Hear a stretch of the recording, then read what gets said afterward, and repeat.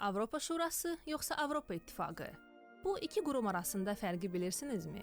Onlar eyni xüsusiyyətlərə malik olsa da, eyni təşkilat deyil. Gəlin birlikdə tanış olaq. Avropa Şurası və Avropa İttifaqı eyni təməl dəyərlərini paylaşır. Bunlar insan hüquqları, qanun aliliyi və demokratiyadır. Lakin təşkilatlar bir-birini tamamlayan fərqli rolları yerinə yetirir. Avropa Şurası və Avropa İttifaqı 2-ci Dünya müharibəsindən sonra hərbi münaqişələrə son qoymaq və Avropalıların firavan yaşamasını təmin etmək məqsədi ilə təsis edilmişdi.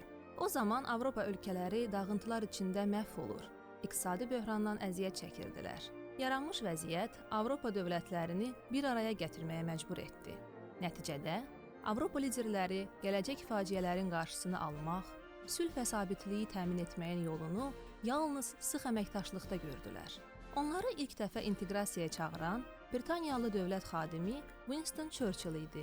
O, 1946-cı ildə İsveçrənin Zürih Universitetində Oyan Avropa adlı çıxışında Avropa dövlətlərinə müraciət edərək onları Avropa Birləşmiş Ştatları yaratmağa səsləmişdi. Buradan başlanan fəlsəfədə ilk addım olaraq 1949-cu ildə Avropa Şurası təsis edilmişdi. Onun məqsədi insan hüquqları, demokratiya və qanun aliliyini müdafiə və təşviq etməkdir. Avropa Şurası qitə ölkələrini bir sıra sahələrdə minimum hüquqi standartları razılaşdırmaq üçün bir araya gətirir. Daha sonra isə ölkələrin öz üzərində götürdükləri öhdəlikləri necə yerinə yetirməsini izləyir. Avropa Şurasının funksiyasına söz və mətbuat azadlığı, toplaşma azadlığı, bərabərlik, milli azlıqların müdafiəsi, üzv dövlətlərdə korrupsiya və terrorizmə qarşı mübarizəyə yardım daxildir.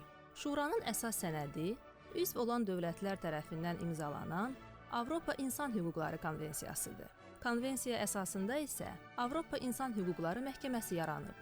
Məhkəmənin qərarları konvensiyanı imzalamış bütün iştirakçı dövlətlər tərəfindən onlara aid olduğu təqdirdə yerinə yetirilməlidir. Avropa Şurasının iki əsas orqanı İcraçı Nazirlər Komitəsi və Qanunverici Parlament Assambleyasıdır. Qeyd edək ki, Azərbaycan 2001-ci ildən etibarən Avropa Şurasının üzvüdür. Avropa Şurasının ümumilikdə 47 üzvü var. Avropa İttifaqının isə əsası 1951-ci ildə yaranmış Avropa Polad və Kömür Birliyi ilə qoyulmuşdu. Məqsəd sülhün təmin edilməsi üçün Avropa ölkələrinin iqtisadi və siyasi cəhətdən birləşməsi idi. Birliyin ideya müəllifləri kimi Fransanın o zamanki Xarici İşlər naziri Robert Schuman və ictimai xadim Jean Monnet tanınır. Avropa İttifaqına üzv olan 27 ölkə öz suverenliklərinin bir hissəsini ittifaqa təhvil verərək ortaq maraq kəsb edən məsələlərə dair qərarları Avropa səviyyəsində demokratik yolla qəbul edirlər. İttifaqın fəaliyyəti 4 əsas azadlıqların təmin edilməsinə yönəlib. Malların, xidmətlərin, insanların və kapitalın sərbəst hərəkətinə. Bugünədək Avropa İttifaqı daxili sərhədləri olmayan, vahid xarici gömrük tarifləri, vahid ticarət siyasəti, avro adlanan ortaq pul vahidi və digər vahid sistemləri olan məkanın yaradılmasına nail olub. Beləliklə, iki qurum arasında fərqlərə bir daha nəzər salaq. Baş qərargahı Fransanın Strasburq şəhərində yerləşən Avropa Şurası 47 üzv dövlətdən ibarətdir. Baş qərargahı Belçikanın paytaxtı Brüsseldə yerləşən Avropa İttifaqına isə 27 üzv daxildir.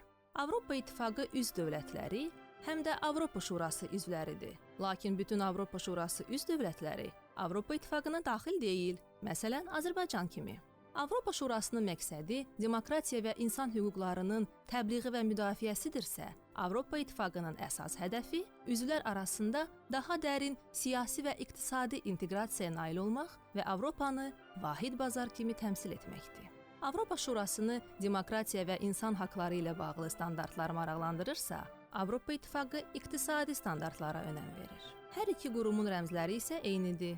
Mavi səma fonunda dairəvi şəkildə düzülmüş 12 qızıl ulduzlu bayraq və himn kimi istifadə etdikləri Beethovenin 9-cu simfoniyasının Sevinç Odası adlı prelüdiyası.